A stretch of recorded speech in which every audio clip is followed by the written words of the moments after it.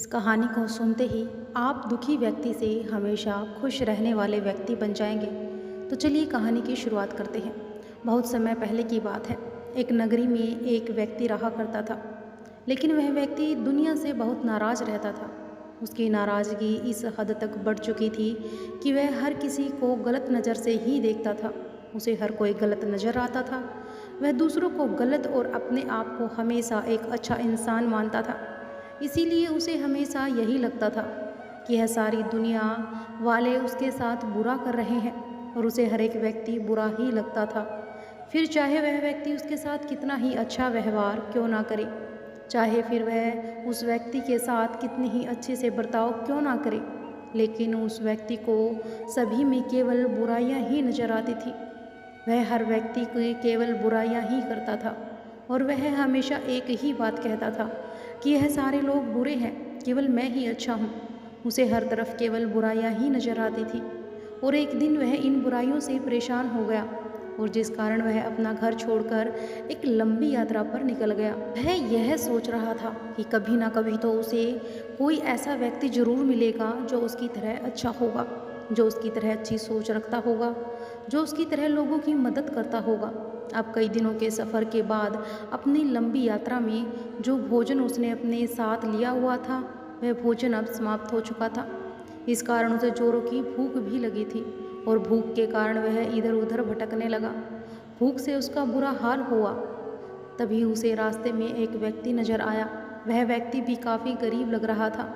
उस व्यक्ति के पास गया और उस व्यक्ति से कहने लगा कि मित्र, मुझे बहुत जोरों की भूख लगी है। क्या तुम्हारे पास खाने के लिए कुछ है? क्या तुम खाने की कोई व्यवस्था कर सकते हो? मैं बहुत दूर से चल कर आ रहा हूँ, लेकिन अभी तक मैं अपनी मंजिल पर नहीं पहुँच पाया हूँ और मेरा भोजन भी समाप्त हो गया है, जिस कारण से मुझे जोरों की भूख लगी है। यदि तुम मेरे लिए भोजन की व्यवस्था कर दो तो मैं तुम्हारा आभारी रहूँगा। वह दूसरा व्यक्ति गरीब था। उसके पास खाने के लिए केवल 2 ही रोटियां थी। उसमें से उसने एक रोटी उस व्यक्ति को दे दी और उस व्यक्ति को बहुत जोरों की भूख लगी थी, जिस कारण वह उस रोटी को बहुत ही तेजी से खा गया और गरीब व्यक्ति की उस दूसरी रोटी को भी वह घूर घूर कर देखने लगा। तभी वह व्यक्ति उस गरीब व्यक्ति से कहता है कि मित्र, तुम्हारे पास केवल 2 ही रोटियां थी, एक रोटी मैंने खा ली और अब तुम्हारे पास एक रोटी और बची है। रोटी से तुम्हारा पेट नहीं भर पाएगा, लेकिन यदि तुम वह रोटी मुझे दे दो तो मैंने पहले से ही एक रोटी खा रखी है। जब मैं वह दूसरी रोटी भी खा लूँगा तो मेरा पेट अवश्य भर जाएगा, इसीलिए कृपया करके वह रोटी भी मुझे दे दो। इसका जवाब देते हुए वह गरीब व्यक्ति उस व्यक्ति से कहता है, नहीं नहीं, यह 2 रोटियां मैंने अपने और अपने परिवार के लिए रखी थी, जिसमें से मैंने अपने हिस्से की रोटी तुम्हें पहले ही दे दी। अब दूसरी रोटी मेरी बीवी और बच्चों के लिए है। अब मैं तुम्हें एक भी रोटी नहीं दूंगा। तो उस गरीब व्यक्ति की यह बात सुनकर वह व्यक्ति कहता है कि हे भगवान, यह दुनिया कितनी स्वार्थी है। मैं जानता हूँ यहाँ पर लोग केवल अपने स्वार्थ के लिए जीते हैं, कोई भी दूसरों की मदद नहीं करना चाहता। यहाँ पर केवल अपना ही स्वार्थ देखते हैं, ना ही भला चाहते हैं। दूसरों की मजबूरी तो उन्हें नज़र ही नहीं आती। इतना कहकर वह उस गरीब व्यक्ति से कहता है कि मित्र, मुझे तुमसे कोई नाराज़गी नहीं है, क्योंकि यह दुनिया बहुत स्वार्थी है और तुम भी इस दुनिया का एक हिस्सा हो। यह दुनिया बहुत बुरी है और मैं इस दुनिया को छोड़कर कहीं दूर जा रहा हूँ। मुझे मेरे जैसा कोई व्यक्ति मिल जाए। इतना कहकर वह व्यक्ति वहाँ से आगे की ओर चल पड़ा और चलते चलते काफ़ी समय बीत चुका था और वह वहाँ से काफ़ी दूर आ चुका था। सूरज सर पर था और धूप बहुत ही तीव्र थी। वह व्यक्ति अपने साथ जो पानी लेकर आया था वह भी अब खत्म हो चुका था और अब उसे जोरों की प्यास लगी थी। उस व्यक्ति ने इधर उधर देखा, लेकिन पानी का कोई भी जरिया उसे नजर नहीं आया। न कोई ऐसा व्यक्ति जो उसे पानी दे सके। उसका गला सूखा जा रहा था, उसकी प्यास बढ़ती जा रही थी और दोपहर की वह कड़कती धूप उसे अब बर्दाश्त नहीं हो रही थी। वह काफ़ी थक चुका था, बेहाल हो चुका था। तभी अचानक उसे रास्ते में एक व्यक्ति नजर आता है। वे जैसे तैसे करके किसी तरह से उस व्यक्ति के पास पहुंचा और उस व्यक्ति से कहने लगा कि मित्र, मुझे बहुत जोरों की प्यास लगी है, मेरा गला भी पूरी तरह से सूख चुका है। यदि मुझे पानी ना मिला तो मेरी मृत्यु हो जाएगी। यदि तुम्हारे पास पानी है तो कृपया करके मुझे पानी दे दो, उससे मैं अपनी प्यास बुझा लूँगा। इस पर वह व्यक्ति जिसके पास पानी था जब वह व्यक्ति से कहता है कि नहीं, मेरे पास इतना पानी नहीं है कि मैं तुम्हें दे सकूं, मेरे पास केवल एक ही घूंट पानी बचा हुआ है और वह भी मैं खुद ही पीऊँगा, तभी मैं अपने सफ़र को आगे जारी कर पाऊँगा। अगर मैंने तुम्हें यह पानी दे दिया तो मेरी यात्रा कभी पूरी नहीं हो सकेगी। अब यह पानी किसको मिलना चाहिए, यह तो इस बात पर निर्भर करता है कि किसकी ज़िंदगी ज़्यादा कीमती है, किसका मकसद ज़्यादा महत्वपूर्ण है। इसीलिए तुम मुझे अपना मकसद बताओ। यदि तुम्हारा मकसद अच्छा हुआ तो तुम्हारा मकसद महत्वपूर्ण हुआ तो मैं तुम्हें पानी अवश्य दे दूँगा। तभी वह पैसा व्यक्ति उस पानी वाले व्यक्ति से कहता है कि मित्र, मैं एक लंबी यात्रा पर निकला हूँ। मैं किसी ऐसे इंसान को ढूंढने जा रहा हूँ जो मेरी तरह हो, जो मेरी तरह अच्छा सोचता हो, अच्छा बोलता हो और लोगों के साथ अच्छा व्यवहार करता हो। लेकिन अभी तक मुझे कोई ऐसा मिला नहीं, जिस कारण मैं इस यात्रा पर अभी भी यूं ही चलता जा रहा हूँ। तो उस व्यक्ति की बात को सुनकर आगे पानी वाले व्यक्ति ने कहा कि मित्र, मैं भी एक यात्रा पर ही निकला हूँ। इस दुनिया में एक ऐसे बुरे आदमी की तलाश में जो बुरा हो, जो किसी के बारे में नहीं सोचता हो, बहुत ही स्वार्थी हो, जिसे केवल अपनी ही पड़ी हो, वह दूसरे के बारे में तनिक भी ध्यान नहीं देता। लेकिन अभी तक मुझे कोई भी ऐसा व्यक्ति नहीं दिखाई पड़ा। तो उस पानी वाले व्यक्ति की यह बात सुनकर वह पैसा व्यक्ति उस पानी वाले व्यक्ति से कहता है कि मित्र, अगर यह बात है तो लाओ, यह पानी मुझे दे दो, मैं इसे पी लेता हूँ और फिर तुम्हारा सफ़र भी यहीं पर समाप्त हो जाएगा। क्योंकि जिस बुरे इंसान की तलाश में तुम निकले थे, मैं तुम्हारे लिए वही बुरा इंसान बनकर मैं तुम्हारे सामने खड़ा हो जाऊँगा। अर्थात तुम्हें भी पानी की ज़रूरत है और मुझे भी, लेकिन यह पानी तो मैं पी लेता हूँ, मैं बुरा बन जाऊँगा और तुम जिस यात्रा पर निकले थे, तुम्हारी यात्रा भी पूरी हो जाएगी। तो उस व्यक्ति की यह बात सुनकर वह पानी वाला व्यक्ति उस व्यक्ति से कहता है कि मित्र, अगर यही बात है तो जैसे ही तुम्हें यह पानी दूंगा, मैं तुम्हारे लिए एक अच्छा व्यक्ति बन जाऊंगा जिसकी तलाश में तुम निकले हो। क्योंकि यह पानी मेरे लिए भी एक वरदान है और मेरे लिए भी एक जीवन है। लेकिन यह पानी मैं तुम्हें दे दूंगा तो मैं तुम्हारे सामने एक अच्छा व्यक्ति बन जाऊंगा और तुम्हारी यात्रा भी यहीं पर समाप्त हो जाएगी। अब इतना कहकर उस पानी वाले व्यक्ति ने उस व्यक्ति को वह पानी दे दिया। तो उस व्यक्ति को इतने जोरों की प्यास लगी थी कि उसने झट से वह पूरा पानी खत्म कर दिया और उस पानी वाले व्यक्ति से कहता है कि बस इतना सा ही पानी था, इसके लिए मुझे कब से परेशान कर रहे थे। तुमने इतनी बहस की केवल इतने पानी के लिए, इससे तो प्यास भी नहीं बुझ पाई। उस प्यासे व्यक्ति की यह बात सुनकर वह पानी वाला व्यक्ति उससे कहता है कि मित्र, तुम कोई बुरे व्यक्ति नहीं हो, तुम्हें जितनी प्यास थी मैंने तुम्हें उतना ही पानी दिया, लेकिन मेरे पास तो अभी भी बहुत पानी है। तुम तो बड़े भोले लगते हो, तो मुझे कोई बुरे व्यक्ति नहीं लगते, इसीलिए तुम्हें केवल उतना ही पानी दिया जितने की तुम्हें आवश्यकता थी। अब यह सुनकर स्वार्थी व्यक्ति एक बार फिर से उस पानी वाले व्यक्ति से कहता है कि तुम तो बड़े स्वार्थी हो, तुम बहुत बुरे हो, यह दुनिया भी बहुत बुरी है। सभी केवल अपना मतलब देखते हैं, दूसरे की मजबूरी नहीं। मैं आज नहीं तो कल एक ऐसा व्यक्ति अवश्य खोज लूँगा जो मेरे जैसा होगा, जो अच्छा होगा। ना कहकर वह व्यक्ति आगे की ओर चल पड़ता है। लगातार चलता ही जा रहा था। चलते चलते रात का समय हो चुका था और जिस जगह पर वह था वहाँ पर बहुत ठंड भी थी। चारों ओर जंगल ही जंगल थे। उसे ठहरने के लिए कोई जगह नज़र नहीं आ रही थी। उसे जोरों की ठंड भी लग रही थी। अब उसी जंगल में एक गुरुवर रहते थे। जब उन गुरुवर ने उस व्यक्ति को ठंड से ठिठुरते हुए देखा तो वह उसे अपने आश्रम में ले आए और कहने लगे कि बेटा, बहुत ठंड है, तुम यहीं पर आज रात रुक जाओ, कल सुबह तुम यहाँ से चले जाना।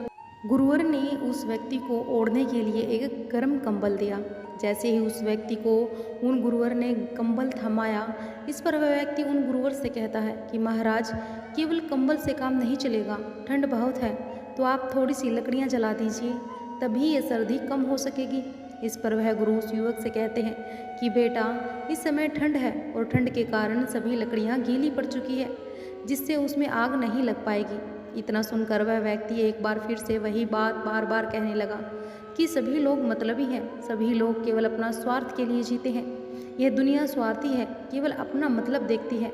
लेकिन जैसे तैसे करके उसने अपनी रात वहाँ गुजार ली और सुबह उठकर वह उन गुरुवर के पास पहुँचा और कहने लगा कि हे महाराज, अब मैं अपनी यात्रा पर वापस जा रहा हूँ। यह बात सुनकर गुरु उस व्यक्ति से कहते हैं कि बेटा, कैसी यात्रा, इसके जवाब में वह व्यक्ति कहता है कि गुरुवर, मैं एक ऐसे व्यक्ति की तलाश में निकला हूँ जो मेरी तरह अच्छा हो, जिसमें कोई बुराई ना हो और वह लोगों के लिए सोचता हो, लोगों का अच्छा करता हो, वह दूसरों का भला करता हो। लेकिन अब तक मुझे कोई भी ऐसा व्यक्ति नहीं मिला है, क्योंकि यह दुनिया बहुत बुरी है और बुरे लोगों से भरी हुई है। हर कोई अपना स्वार्थ देखता है, हर कोई अपने मतलब के लिए जीता है। अब यह बात सुनकर गुरुवर उस व्यक्ति से कहते हैं कि बेटा, अगर यह बात है तो तुम्हारी यात्रा यहीं पर समाप्त होती है। क्या मैं एक अच्छा व्यक्ति नहीं हूँ? मैंने तुम्हें रात सर्दी के समय सर्दी से बचाया, अपने आश्रम में रात भर रहने के लिए जगह दी, ओढ़ने के लिए कंबल दिया, जिससे तुम रात भर सर्दी से बचे रहे। क्या यह सब अच्छी बात नहीं है? क्या यह सब अच्छे गुण नहीं हैं? और क्या इन सब वजह से मैं एक अच्छा व्यक्ति नहीं हूँ? इसके जवाब में वह व्यक्ति उन गुरुवर से कहता है कि महाराज, आप एक साधु हैं, एक गुरु हैं। इसका मतलब यह तो नहीं कि आप अच्छे हैं। यदि आप अच्छे होते तो मैंने रात को ही आपसे कहा था कि लकड़ियाँ जला दीजिए, जिससे सर्दी कम हो जाए। क्या आपने मेरे लिए लकड़ियों का इंतजाम किया? क्या आपने वह लकड़ियाँ जलाई ताकि सर्दी कम हो सके? नहीं, आपने बिल्कुल भी ऐसा कुछ नहीं किया। जिसका अर्थ क्या हुआ कि आप भी बुरे हैं, पर मुझे कोई शिकायत नहीं है, क्योंकि यह दुनिया बहुत बुरी है, बुरे लोगों से भरी हुई है और आप भी उसी में से एक हैं। अब इतना सुनकर गुरुवर मुस्कुराने लगे और उस व्यक्ति से कहते हैं कि बेटा, अगर तुम्हें अपने जैसे किसी व्यक्ति की तलाश है जो तुम्हें वापस उल्टी दिशा में जाना चाहिए, मैं तुम्हें एक रोटी और एक घूंट पानी देता हूँ। लेकिन याद रखना, यह तुम्हारे लिए नहीं है, यह उसके लिए है जिसे इसकी सबसे ज़्यादा ज़रूरत हो। यह तुम उसी को ही देना। जब तुम ऐसा करोगे तो वह व्यक्ति भी तुम्हें मिल जाएगा जिसे तुम ढूंढ रहे हो, जिसके लिए तुम यात्रा कर रहे हो। उस व्यक्ति ने उन गुरुवर की बात मान ली और वह उस दिशा में वापस से अपनी यात्रा को आरंभ करता है और वापस लौट ही रहा था कि रास्ते में एक बार फिर से उसी कड़कती धूप का सामना करना पड़ा। चलते चलते काफ़ी समय भी हो चुका था। उसे एक बार फिर से जोरों की प्यास लगी, उसका दम निकलने को तैयार था। तभी उसे याद आया कि उन गुरुवर ने उसे एक घूंट पानी भर कर दिया है और साथ ही उन गुरुवर ने यह भी कहा था कि जिसे इसकी सबसे ज़्यादा ज़रूरत हो तुम उसे ही यह पानी देना, कि अब तो सबसे ज़्यादा ज़रूरत मुझे ही इस पानी की है, क्यों ना मैं ही यह पानी पी लूँ। तो वही सोच ही रहा था कि तभी पीछे से आवाज़ आई। उसने देखा तो उसके पीछे एक औरत खड़ी थी। वह रास्ता भटक चुकी थी और धूप काफ़ी कड़ाके की थी, जिस कारण उसे जोरों की प्यास लगी थी। तो वह उस व्यक्ति से कहती है कि कृपा करके यदि आपके पास थोड़ा सा पानी हो तो मुझे दे दीजिए, मुझे बहुत जोरों की प्यास लगी है, मेरा गला भी सूखा जा रहा है। यदि मुझे पानी नहीं मिला तो मैं मृत्यु को प्राप्त हो जाऊंगी।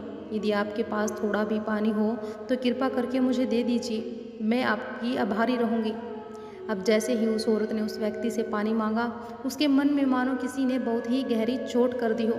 वह सोचने लगा, यह कहाँ से आ गई? अगर इसने थोड़ी सी देर और कर दी होती तो यह पानी मैं पी चुका था। पर उन गुरुवर ने जैसा कहा था कि जिसे इसकी सबसे ज़्यादा ज़रूरत हो तुम उसे ही देना, और उन गुरुवर ने यह भी कहा था कि यह पानी और यह रोटी तुम्हारे लिए नहीं है। तो अब वह व्यक्ति सोच में पड़ गया कि मैं क्या करूं, मैं इस औरत की जान बचाऊं या फिर खुद की। तो वह सोचते सोचते उसने तुरंत ही वह एक घूंट पानी खुद ही पी लिया और यह देखकर उस औरत की आखिरी आस भी अब टूट चुकी थी, क्योंकि उसे अत्यधिक जोरों से प्यास लगी थी। अब उसने अपनी आखिरी उम्मीद भी खो दी, जिस कारण वो टूट गई और तुरंत ही ज़मीन पर गिर पड़ी। तो वह व्यक्ति जिसने वह पानी की आखिरी बूंद तक पी ली थी, जैसे ही उसकी प्यास बुझी वह सोचने लगा कि भगवान, यह मैंने क्या कर दिया, मुझसे गलती हो गई। इस औरत के यदि प्राण चले गए तो यह मेरे ऊपर एक बोझ होगा। यदि इसके प्राण मेरी वजह से चले गए तो मैं क्या करूँगा? मैं स्वार्थी हूँ, मैं बहुत बुरा हूँ। मैंने ऐसा क्यों किया? मैं इतना बुरा क्यों? मैंने ऐसा क्यों किया? मैं अब क्या करूँ? कहाँ से पानी लाऊं और इस महिला को दूँ? अब यह सोच ही रहा था कि उसके मन में ख्याल आया कि एक बार फिर से मैं इस झोली में हाथ डाल कर देखता हूँ, क्या भरोसा उन गुरुवर ने मुझे और भी पानी दिया हो। अब यह सोचकर उसने उस झोली में हाथ डाला। अब जैसे ही उसने उस झोली में हाथ डाला वह बड़ा प्रसन्न हुआ, क्योंकि उस झोली में पानी की एक और घूंट थी। उसने तुरंत ही उस पानी को निकाला और उसे कहने लगा कि हे गुरुवर, आपका बहुत बहुत धन्यवाद। इतना कहकर वह पानी उस औरत को पिला देता है और तभी उस औरत को होश आया। उस महिला ने उस व्यक्ति से बात की और कहने लगी, आप जैसे इस दुनिया में बहुत कम लोग हैं। आप बहुत अच्छे हैं जो अपने से पहले दूसरों के बारे में सोचते हैं। आपका बहुत बहुत धन्यवाद। वह महिला इतना कहकर वहाँ से चली गई, लेकिन वह व्यक्ति जिसने उस महिला की मदद की थी उसे अपने ऊपर शर्म आने लगी, लेकिन उसने अपने आप को संभाला और आगे की यात्रा की। अब काफ़ी देर चलते चलते अब वह काफ़ी थक चुका था। उसे जोरों की भूख भी लगी थी, लेकिन जो खाना वह लेकर आया था अब वह समाप्त हो चुका था और जहाँ पर वह था वहाँ खाने का कोई साधन ही नहीं था। उसने सोचा कि उन गुरुवर ने जो मुझे एक रोटी दी है, क्यों न मैं उस रोटी को ही निकाल लूँ और उसे अपनी भूख मिटा लूँ। वह यह सोचकर उस रोटी को खाने ही वाला था कि तभी पीछे से आवाज़ आती है। यह आवाज़ उस गरीब की थी जिसने जाते वक्त उस व्यक्ति को रोटी खिलाई थी। उस गरीब व्यक्ति ने उस दूसरे व्यक्ति से कहा, मालिक मेरा बच्चा भूखा है, उसे भूख लगी है, वह भूख के मारे बिलख रहा है, क्या आपके पास खाने के लिए कुछ मिलेगा?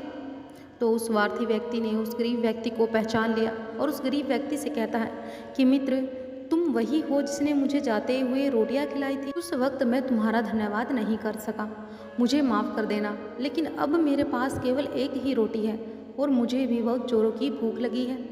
तभी वह गरीब व्यक्ति उस स्वार्थी व्यक्ति से कहता है कि मालिक, भूख के कारण मेरी पत्नी इस दुनिया को छोड़ चुकी है और अब यदि मेरे बच्चे को भी खाना नहीं मिला तो वो भी मुझे छोड़कर चला जाएगा। तो उस व्यक्ति ने उस गरीब व्यक्ति की सारी बातें सुनी और उसने सोचा, हो सकता है शायद उन गुरुवर ने इस झोली में और भी रोटियां रखी हो। अब यह सोचकर उसने एक बार फिर से उस झोली में हाथ डाला, लेकिन अब की बार वह निराश हो गया क्योंकि झोली में और कोई भी रोटियां नहीं बची हुई थी। अब वह क्या करे, उसे कुछ भी समझ नहीं आ रहा था। उसने सोचा कि शायद इस व्यक्ति से मैंने पहले ही एक रोटी मांग कर खा ली थी। हो सकता है यह उसी का बदला लेने मुझसे यहाँ पर आया हो सकता है झूठ बोलकर यह मुझसे यह रोटी लेना चाहता हो, इसीलिए मैं इसके घर पर ही चलता हूँ और वहीं पर देखूँगा क्या सच कह रहा है या नहीं। अब यह सोचकर वह स्वार्थी व्यक्ति ने उस गरीब व्यक्ति से कहा, ठीक है, चलो मैं तुम्हारे घर चलता हूँ, मैं देखना चाहता हूँ कहीं तुम झूठ तो नहीं कह रहे। अब इतना कहकर वह स्वार्थी व्यक्ति उस गरीब व्यक्ति के घर की ओर प्रस्थान करता है और दोनों घर पहुँचते हैं तो वह स्वार्थी व्यक्ति यह देखता है कि उसकी बीवी जमीन पर पड़ी हुई है और उसका बच्चा बिलख बिलख कर रो रहा है। अब यह देखते ही तुरंत उसने अपने थैले से वह रोटी निकाली और उस बच्चे को थमा दी। वह उसकी पत्नी के पास गया तो उसने उसका हाथ देखा तो उसे यह पता चला कि वह मरी नहीं है, केवल बेहोश हो गई है। यह देखकर उस स्वार्थी व्यक्ति ने उस गरीब व्यक्ति से कहा, मूर्ख, यह मरी नहीं है, यह तो केवल भूख के कारण बेहोश हो गई है। तुम इसे मरा हुआ कहकर यह सब देखकर उस स्वार्थी व्यक्ति ने एक बार फिर से उस झोली में हाथ डाला। उसे एक पोटली नजर आई। उसने उस पोटली को निकाला तो उसके अंदर सोने के कुछ सिक्के रखे हुए थे। अब यह देखकर उस स्वार्थी व्यक्ति ने दोनों हाथ जोड़ लिए और कहा कि गुरुवर, आपका बहुत बहुत धन्यवाद। अब उस स्वार्थी व्यक्ति ने एक बार फिर से झोली में हाथ डाला तो उसे कुछ जड़ी बूटियाँ भी मिली। यह देखकर एक बार फिर उसने गुरुवर का धन्यवाद किया। जड़ी बूटी से उसने उस गरीब व्यक्ति की पत्नी का इलाज किया और उन सोने के सिक्कों से उसने उस गरीब के लिए खाने का प्रबंध किया और बचे हुए सोने के सिक्के उन्हें देखकर वहाँ से आगे की ओर निकल पड़ा। अब वहाँ से निकलकर वापस उन गुरुवर के पास पहुँचा और गुरुवर से कहने लगा कि गुरुवर, आपका बहुत बहुत धन्यवाद, आपने मेरी यात्रा को सफल कर दिया, मेरा मकसद पूरा कर दिया। तभी वह गुरुवर उस व्यक्ति से कहते हैं, क्या तुम्हें वह व्यक्ति मिला जिसकी तुम्हें तलाश थी? तुम यहाँ से निकले थे? तभी वह व्यक्ति उन गुरुवर की बात का जवाब देते हुए कहता है कि जी गुरुवर, मुझे व्यक्ति मिल गया जिसकी मुझे तलाश थी। अब व्यक्ति ने आगे कहा कि यह दुनिया बहुत अच्छी है, बहुत सुंदर है, लेकिन मैं ही सबसे बुरा हूँ और मैं ही सबसे अच्छा भी हूँ और मेरे बुरे हो जाने से मुझे यह दुनिया भी बुरी नज़र आती है और मेरे अच्छे हो जाने से मुझे यह दुनिया अच्छी नज़र आती है। और इस दुनिया में मदद लेना बहुत आसान है, लेकिन इस दुनिया में किसी की मदद करना बहुत मुश्किल।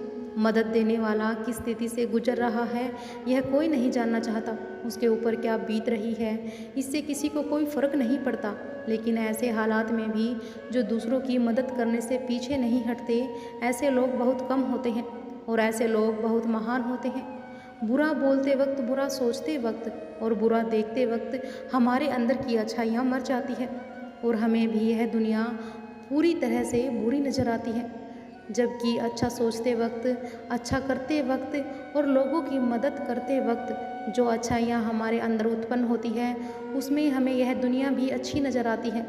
यह ज़िंदगी बहुत अच्छी है, हमें दूसरों की मदद करनी चाहिए, दूसरों के लिए अच्छा करना चाहिए। इतना कहकर वह उन गुरु को धन्यवाद करता है और वहाँ से वापस अपने घर लौट जाता है।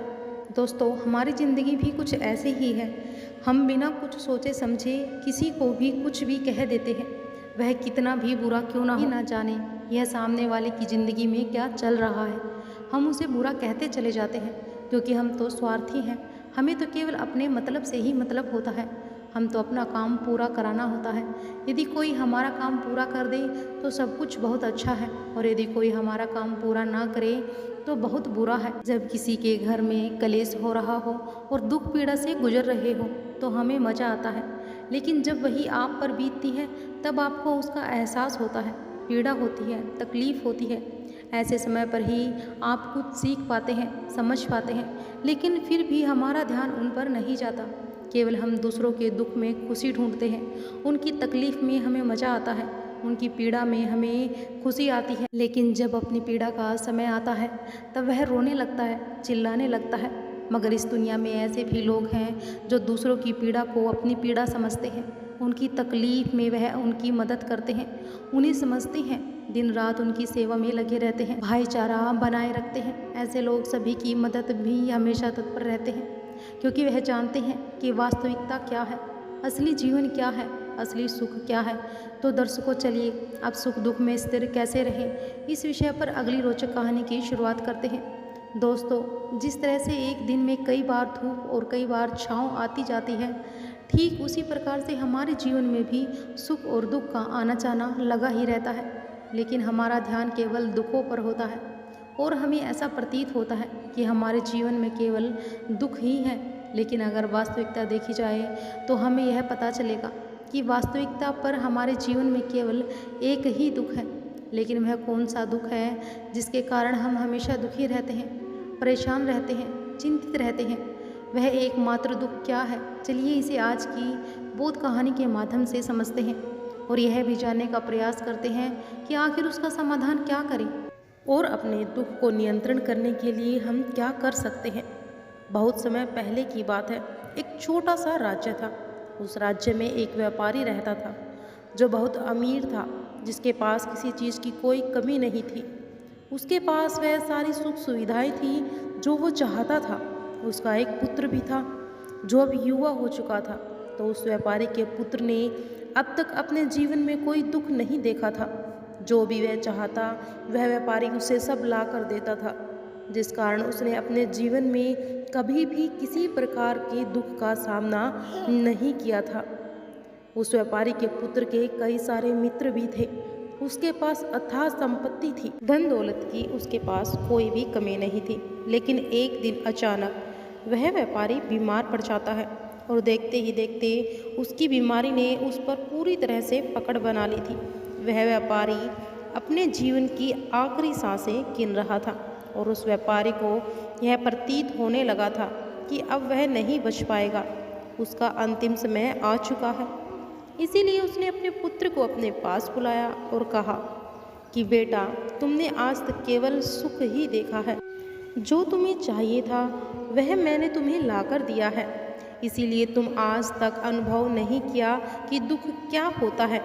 यह तुम्हें पता तक नहीं है और इसी बात की चिंता मुझे खाई जा रही है कि जब तुम्हारे ऊपर दुखों के बादल मंडराएंगे तो तुम सह नहीं पाओगे। इसीलिए आज मैंने तुम्हें यहाँ पर बुलाया है। मैं बस आखिरी समय पर तुमसे ये कहना चाहता हूँ कि तुम सावधान रहना। मेरी मृत्यु के बाद तुम्हारे अपने ही दुखों का कारण बन जाएंगे। इतना कहकर वह व्यापारी मृत्यु को प्राप्त हो जाता है और उस व्यापारी का पुत्र अपने पिता की मृत्यु पर बहुत ज़्यादा दुखी था। वह रो रहा था। तभी उसके पास उसका एक मित्र आया और वह उसे समझाते हुए कहता है कि मित्र, तुम रो क्यों रहे हो? तुम्हारा पिता ही मरा है, लेकिन तुम्हारे पास तो अब भी यह सारी धन दौलत है, यह सारी संपदा है, यह सारी संपत्ति तुम्हारी ही तो है। अब तो तुम उन चीज़ों का भी आनंद ले सकते हो जिनका आनंद तुम अपने पिता के रहते नहीं ले पाए। अपने मित्र की यह बात सुनकर वह बड़ा प्रसन्न हुआ और उसे भी इस बात का एहसास हो चुका था कि उसके पास अब ढेर सारी संपत्ति है। वह जो चाहे वो कर सकता है, लेकिन इसी धन संपत्ति के कारण अब वह गलत आदतों में पड़ चुका था। वह अब नशा करने लगा था। वह वेश्या के पास भी जाने लगा। उसे हर गलत आदत लग चुकी थी। उसने अपने मन में सोचा कि पिताजी ने तो मुझे ऐसे ही डरा दिया था कि तुम्हारे अपने ही तुम्हारा फायदा उठाएंगे। मेरे सुख के दिन तो अब आए हैं। मैं आज तक जो नहीं कर पाया था वो सब करने में अब मैं सक्षम हूँ। और अब यह सब सोचकर उसकी खुशी का कोई ठिकाना नहीं था। वह बहुत खुश था। तभी एक दिन उस राज्य में एक बहुत बड़ा मंदिर का निर्माण हो रहा था और इस मंदिर के निर्माण के समय पर एक घोषणा करवाई गई कि जो भी इस मंदिर के लिए सबसे अधिक दान देगा उसका नाम उस मंदिर के एक पत्थर पर स्वर्ण अक्षरों में लिखा जाएगा। जब उसके मित्र ने यह बात सुनी तो वह दौड़ा दौड़ा उसके पास आया और उसे सारी बात बता दी। तब उस व्यापारी के पुत्र ने यह तय किया कि वह मंदिर को सबसे बड़ा दान देगा और उसने ऐसा ही किया और साथ ही यह भी निश्चित हो गया कि उसका नाम उस मंदिर के एक पत्थर पर स्वर्ण अक्षरों में लिखा जाएगा। लेकिन जब वह दान देकर वापस घर की ओर लौट रहा था तो रास्ते में उसे एक साधु मिले जो भोजन की याचना कर रहे थे। इस पर वह घमंडी व्यापारी का पुत्र कहता है कि तुम जैसे लोग केवल 2 वक्त की रोटी के लिए हमेशा चिल्लाते रहते हो। पता नहीं तुम लोग कहाँ से आ जाते हो और भगवान तुम लोगों को पैदा ही क्यों करता है। तुम लोग गंदगी हो, तुम लोग दुख हो और तुम्हें जीने का कोई हक नहीं। केवल अपना पेट भरने के लिए 2 वक्त की रोटी के लिए तुम किसी के सामने भी झुक जाते हो। यदि झुकना ही है तो उस ईश्वर के सामने झुको। शायद वह तुम्हारी गलतियों को माफ़ कर दे और तुम्हें एक अच्छा जीवन प्रदान करे। हो सकता है वह तुम्हें भोजन भी दे दे। तो वह लड़का उन साधु को खरी खोटी सुनाकर वहाँ से चला गया। अब धीरे धीरे उस लड़के के पास उसके मित्र, सहयोगियों और रिश्तेदारों की संख्या बढ़ने लगी। अब हर कोई उससे बिना पूछे कोई काम नहीं करता था। हर चीज़ उसी से पूछी जाती थी, जिस कारण उस लड़के को लगने लगा कि अब मेरे बिना कोई काम नहीं हो सकता। जो भी हूँ मैं ही हूँ। और जिस कारण उस लड़के का अहंकार अब 7वें आसमान पर था। सभी लोगों ने उसका विश्वास जीत लिया था। सब लोग उसके विश्वास पात्र बन चुके थे। उस लड़के के पास अपार धन था, जिस कारण सब उससे जुड़े हुए थे। लेकिन यह बात उस लड़के को समझ नहीं आ रही थी। सभी लोग विश्वास के नाम पर अब उस लड़के से धन उधार लेने लगे और वह भी खुशी खुशी लोगों को धन उधार में दे दिया करता था। जो कोई उससे धन उधार लेने आता वह जितना मांगता वह उससे ज़्यादा ही उन्हें दिया करता था, क्योंकि वह सभी की नज़रों में अपने आप को साबित करना चाहता था, अपने आप को महान दिखाना चाहता था। लेकिन धीरे धीरे उसकी बुरी आदतों के कारण अब उसका व्यापार चौपट होने लगा था। देखते ही देखते एक दिन व्यापार में उसे बहुत बड़ा घाटा हुआ। उसका पूरा व्यापार डूब चुका था। अब वह बहुत परेशान हो चुका था, बहुत चिंतित हो चुका था। उसे यह समझ ही नहीं आ रहा था कि आखिर यह सब क्या हुआ। कुछ समय पहले व्यापार और धन उसके पास था और आज मेरे ऊपर बहुत बड़ा कर्जा है जिसे मुझे चुकाना ही होगा। तभी उसे वह उधार दिया हुआ धन याद आया जो उसने अपने मित्रों और सहयोगियों को दिया था, अपने रिश्तेदारों को दिया था। तो उसने सभी से वह अपना दिया हुआ कर्ज वापस मांगना शुरू किया। लेकिन किसी ने भी उसका दिया हुआ कर्ज उसे वापस नहीं दिया, बल्कि लोगों ने उसे दुत्कारा और वहाँ से भगा दिया। वह एक एक करके सभी के पास गया, लेकिन किसी ने उसकी कोई मदद नहीं की और देखते ही देखते उसका सब कुछ बिक गया। अब उसके पास कुछ ना था, वह सड़क पर आ चुका था। तभी वह सोचने लगा कि अपने सुख के दिनों में यह नहीं जान पाया कि मैं अपने शत्रुओं से घिरा हुआ हूँ। मेरे पिताजी सही कहा करते थे कि मेरे अपने ही मेरे दुखों का कारण बनेंगे। पिताजी आपका धन्यवाद, लेकिन मैं आपकी बातों को समझ नहीं पाया और आज देखिए क्या हो गया। वह सारा दिन यहाँ से वहाँ भटकता रहा और सोचता रहा कि अब आगे क्या होगा, कैसे खाएंगे, कहाँ रहेंगे और कैसे सोएंगे। उसे अपने पिता की याद सता रही थी। वह उन्हें याद करके रो रहा था। उसकी आंखों से आंसू बह रहे थे। लेकिन अब बहुत देर हो चुकी थी। अब धीरे धीरे उसे भूख भी लग रही थी। तभी उसने सोचा कि मैं उसी मंदिर में चलता हूँ जहाँ पर पत्थर पर मेरा नाम स्वर्ण अक्षरों में लिखा गया है। मैं जाकर वहाँ पर कुछ मदद मांगता हूँ। वहाँ पहुँचा और वहाँ के पुजारी से वह कहता है कि पुजारी जी, आपने मुझे पहचाना ना? मैं वही हूँ जिसने इस मंदिर को सबसे बड़ा दान दिया है और मेरा नाम इस मंदिर के पत्थर पर स्वर्ण अक्षरों में लिखा गया है। हालांकि इस समय मेरे हालात कुछ खराब हैं और मेरे पास खाने के लिए भी कुछ नहीं है। क्या आप मुझे कुछ भोजन दे सकते हैं? मैं भूखा हूँ और मुझे बहुत जोरों की भूख भी लगी है। मैंने अपनों से धोखा खाया है। क्या आप मुझे कुछ भोजन दे सकते हैं? तब यह पुजारी कहता है कि भिखारियों को भोजन इस मंदिर के बाहर दिया जाता है, मंदिर के अंदर नहीं। जाओ और जाकर बाहर बैठ जाओ। बात रही तुम्हारे नाम की, तो भिखारियों का नाम मंदिर के पत्थर पर स्वर्ण अक्षरों में नहीं लिखा जाता। पुजारी ने तुरंत ही उस लड़के का नाम मंदिर के उस पत्थर से हटवा दिया और फिर एक बार घोषणा करवा दी कि मंदिर को जो सबसे बड़ा दान देगा उसका नाम इस मंदिर के पत्थर पर स्वर्ण अक्षरों में लिखा जाएगा। अब यह सब देखकर वह लड़का बड़ा हैरान था, बड़ा अचरज में था। वह मन ही मन रो रहा था, सोच भी रहा था कि यह जीवन कितना दुखदाई है, यह जीवन बहुत छोटा है। अब मैंने जान लिया कि पत्थर पर लिखा हुआ नाम भी मिटाया जा सकता है, और यदि पत्थर पर लिखा हुआ नाम मिटाया जा सकता है तो इस जीवन का क्या मोल, यह जीवन भी कभी भी समाप्त हो सकता है। तो उस लड़के को जोरों की भूख लगी थी और वह मंदिर के बाहर जाकर एक कोने में बैठ गया और लोग आते रहे और भिखारी को कुछ न कुछ दान देते रहे, लेकिन वह लड़का, उसकी हिम्मत ही नहीं हो रही थी कि वह भीख मांग सके और ना ही वह उन भिखारियों में बैठना चाहता था। और देखते ही देखते रात का समय हो चुका था, लेकिन अब तक उसे कुछ भी ना मिला। लेकिन उसकी भूख बढ़ती ही जा रही थी और जोरों की भूख भी लगी। तो पहली बार उसने अपनी भूख को जाना, अपने पेट की इस आग के बारे में जाना। अब वह इस भूख के कारण इतना परेशान हो चुका था कि उसने तय किया कि वह मंदिर से ही कुछ चुरा लेगा और उसे जाकर अपना पेट भर लेगा। अब जैसे ही वह वहाँ से उठता है तभी वह साधु वहाँ पर आ जाते हैं, जिसने उस लड़के ने बहुत खरी खोटी उसे सुनाई थी। वह साधु उस लड़के के पास जाकर कहते हैं कि बेटा, हम पहले भी मिल चुके हैं। वह साधु भिक्षाटन से वापस लौट रहे थे। उन्होंने कुछ भोजन उसे देते हुए कहा, यह लो, यह खा लो, तुम्हें जोरों की भूख लगी होगी। तुम्हें जानता हूँ, मैं समझता हूँ कि यह हालात तुम्हें ज़बरदस्ती झुकाना चाहते हैं, लेकिन तुम लोगों के सामने झुकना नहीं चाहते। लेकिन अगर तुम लोगों के सामने झुकोगे नहीं तो तुम्हें भोजन भी नहीं मिलेगा। आज तो मैंने तुम्हें भोजन दे दिया जिससे तुम्हारी भूख मिट गई, लेकिन यह भूख रोज लगेगी। यह पेट की आग कभी नहीं मिटती। यह एक ऐसी बीमारी है जिसका कोई इलाज नहीं। भूख से बड़ी बीमारी इस दुनिया में कोई नहीं है। इस पर वह लड़का उन साधु से कहता है कि जब मेरे पास धन था, दौलत थी, अथवा संपत्ति थी, तो मेरे पीछे मेरे मित्रों की, सहयोगियों की, रिश्तेदारों की कतार लगी रहती थी। सभी लोग मेरे शुभ चिंतक थे, लेकिन मेरे ऊपर दुख आते ही वह सब पलट गए। अब वह सब मेरे शत्रु बन चुके हैं।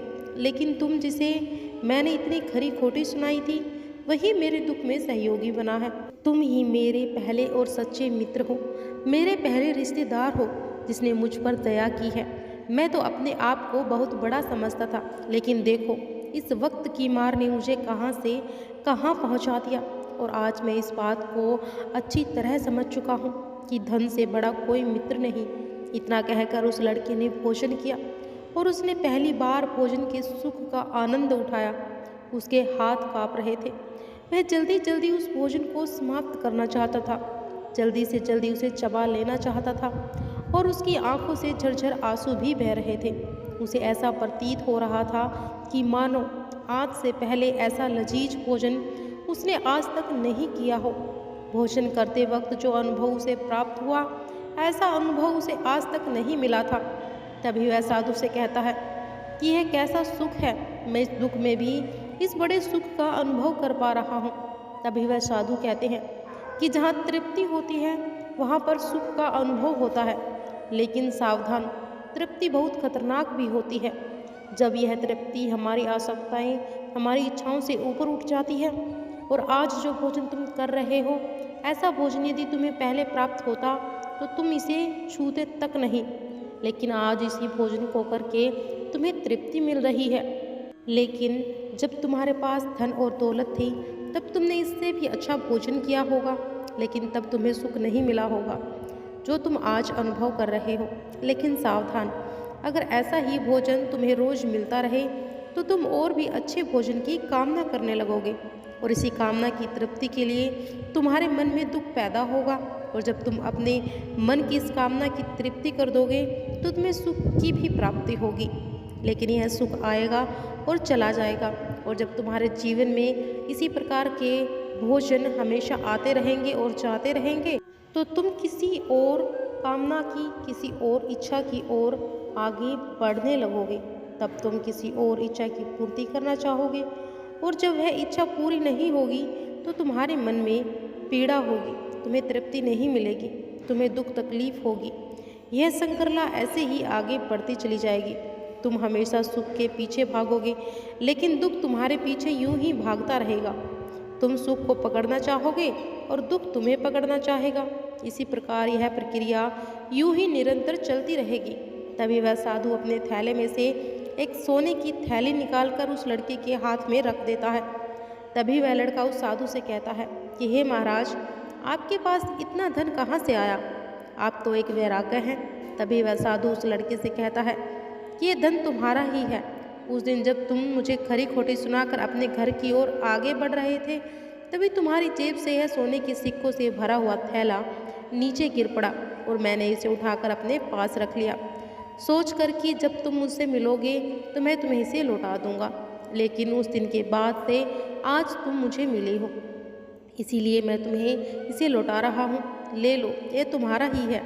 इस पर वह लड़का कहता है कि हे महाराज, इसी धन के लिए तो मुझे मेरे मित्रों ने, मेरे सहयोगियों ने, यहाँ तक कि मेरे रिश्तेदारों ने भी मुझे धोखा दिया। लेकिन आप वह पहले शख्स हैं जो मुझे यह धन लौटा रहे हैं। और वहीं पर जो कर्ज मैंने अपने मित्रों, अपने सहयोगियों को दिया था, अपने बुरे समय पर भी मैंने उनसे मांगा तो उन सभी ने वह धन देने से मुझे मना कर दिया, मुझे खरी खोटी सुनाकर अपने घर से निकाल दिया। लेकिन महाराज, आप वह पहले शख्स हैं जिन्होंने मेरे इस बुरे समय पर मेरा साथ दिया, मेरा धन मुझे वापस लौटाया। मैं आपकी सहायता के लिए आपका आभारी हूँ। इस धन से अपना व्यापार फिर से शुरू करूँगा और उस व्यापार को नई ऊंचाइयों तक ले जाऊँगा। तभी वह साधु उस लड़के से कहते हैं कि हमें कोई दुख नहीं देता, बल्कि दुख के कारण तो हम स्वयं ही होते हैं। हम स्वयं ही खुद को धोखा देते हैं। सुख में हम भ्रमित रहते हैं, हमें यह पता नहीं चलता कि हम सही कर रहे हैं या गलत, और इसी प्रकार हम एक माया जाल में फंसते चले जाते हैं। क्योंकि सुख में हम अपनी आंखें बंद करके बस उस सुख का आनंद लेते हैं और हम किसी चीज़ की तरफ ध्यान नहीं देना चाहते। हम नहीं जानना चाहते कि जीवन मीठा है तो कड़वा भी है, सच है तो झूठ भी है। सुख में हम केवल अपने अहंकार को बढ़ावा देते हैं। तभी इस पर वह लड़का कहता है कि आप ठीक कहते हैं। जब मेरे पास धन दौलत थी, अथाह संपत्ति थी, तब मैं अंधा हो चुका था। मैं किसी भी चीज़ पर ध्यान नहीं देता था। मैंने अपने दोनों हाथों से अपने धन को लुटाया है। जब वह मेरे पास था तब मुझे उसकी कदर नहीं थी। अब वह मेरे पास नहीं है तो मुझे उसके जाने का एहसास हो रहा है। और जब कि मैं इन दुखों से जूझ रहा हूँ तब जाकर मेरी आंखें खुली हैं। तभी मैं यह जान पाया कि कौन मेरे साथ है और कौन मेरे खिलाफ है। यह जो ज्ञान दुख द्वारा मुझे प्राप्त हुआ है, यह ज्ञान मैं हमेशा अपने साथ रखूँगा। अपने दुख में भी अब से मैं अपनी आंखें खुली रखूँगा। दोस्तों, शरीर में बहुत ऊर्जा है, बहुत शक्ति है, पर उन्हें बेकार की चीज़ों में यूं ही व्यस्त कर देते हैं, बेकार के कामों में लगा देते हैं, जिससे हमारा पूरा जीवन यूं ही व्यर्थ हो जाता है। हम में भी अधिकांश लोग हमेशा अपने आप को कोसते होंगे, उस ऊपर वाले को यह दोष देते होंगे कि आखिर मैं इतना दुखी क्यों हूँ। और इससे में अधिकांश लोगों के मन में यह सवाल तो उठता ही होगा। इसका जवाब बड़ा सीधा और सरल है, क्योंकि वह परमात्मा चाहता है कि हम उस दुख का अनुभव करें। वह परमात्मा हमें उस परम दुख तक ले जाना चाहते हैं जहाँ पर हमें यह पता चल सके कि इंसानी आत्मा का अस्तित्व क्या है। और वह दुख है अपने आप को ना पहचान पाना, अपनी शक्तियों को ना पहचान पाना, अपने आप को ना जान पाना, अपने आप को इकट्ठा ना कर पाना, अपने आप को नियंत्रण ना कर पाना। हमारे जीवन में केवल एकमात्र यही दुख है, क्योंकि हम अपने आप पर कभी ध्यान नहीं देते, अपने आप को एकत्रित करने का कभी प्रयास तक नहीं करते। लेकिन इस दुख को ना देखकर हम बाकी के इधर उधर के दुखों को देखकर हमेशा चिंतित रहते हैं, परेशान रहते हैं और अपना पूरा ध्यान उन्हीं दुखों पर लगाए रहते हैं। लेकिन जो वास्तविक दुख है, इस पर हमारा ध्यान कभी नहीं जाता। लेकिन वास्तविकता तो यही है कि जब भी हमारे जीवन में कोई दुख आता है तो हमारा ध्यान खुद पर होना चाहिए कि आखिर मैं दुखी क्यों हूँ, मैं क्या हूँ और मैं क्यों हूँ। और जब यह एकमात्र दुख हमारे जीवन में आपको नज़र आने लगता है, तब आप ध्यान की तरफ आगे बढ़ने लगते हैं, आप अपने आप को खोजने की तरफ आगे बढ़ने लगते हैं और तब आपके सामने कोई भी समस्या बड़ी नहीं रह पाती। किसी भी बड़ी से बड़ी समस्या का समाधान सरलतापूर्वक आप कर सकते हैं। इसीलिए खुद को जानिए, खुद को पहचानिए, क्योंकि जो शक्ति, जो क्षमता आपके भीतर है वह किसी और के पास नहीं, आप उस परम शक्ति का एक रूप हैं। आप अपनी शक्ति को पहचानिए, जानिए कि आप कौन हैं और क्या हैं। उसके बाद आपके सामने किसी भी प्रकार का दुख टिक नहीं पाएगा और आप हर परिस्थिति में खुश रहना सीख जाएंगे। तो दोस्तों, मैं उम्मीद करती हूँ कि यह कहानी सुनने से आपके जीवन में अच्छे बदलाव आए होंगे। आपको इस वीडियो से क्या सीखने को मिला, यह कमेंट बॉक्स में हमें ज़रूर बताएं और अपने परिवार, दोस्तों या फिर अपने करीबी इंसानों के साथ यह कहानी ज़रूर शेयर करें जिन्हें उनकी सबसे ज़्यादा ज़रूरत हो। तो आपको यह वीडियो अगर अच्छी लगी हो तो वीडियो को लाइक करें और अगर आप हमारे चैनल पर नए हैं तो हमारे चैनल को सब्सक्राइब जरूर करें। आपका हर दिन शुभ हो और खुशियों से आपका जीवन भरा रहे। वीडियो देखने के लिए धन्यवाद।